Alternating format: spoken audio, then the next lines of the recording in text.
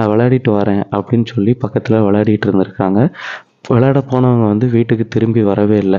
இதனால் பதட்டமடைந்த பெற்றோர்கள் என்ன பண்ணுறாங்க அப்படின்னா, முத்தியால்பேட்டையில் உள்ள போலீஸ் ஸ்டேஷனில் போய் கம்ப்ளைண்ட் ரிஜிஸ்டர் பண்ணுறாங்க. இந்த மாதிரி வந்து என் குழந்தை விளையாட போன குழந்தைய காணோம், கண்டுபிடிச்சி கொடுங்க அப்படின்ற மாதிரி போலீஸார்ட்ட ஒரு கம்ப்ளைண்ட் கொடுக்குறாங்க. போலீஸாரும் அந்த கம்ப்ளைண்ட்டை எடுத்துகிட்டு அங்குள்ள சிசிடிவி கேமரா எல்லாமே செக் பண்ணி பார்க்குறாங்க. செக் பண்ணி பார்க்கும்போது அந்த குழந்தை தனியாக ஒரு இடத்துக்கு அப்படி போகிறத வந்து பார்க்குறாங்க.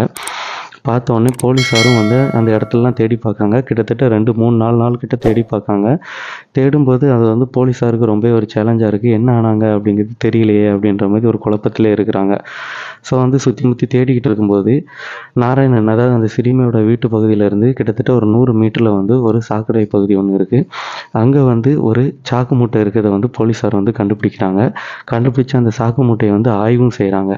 ஆய்வு செய்யும்போது அந்த சாக்கு மூட்டைக்குள்ளே கை கால் கட்டப்பட்ட நிலையில் வந்து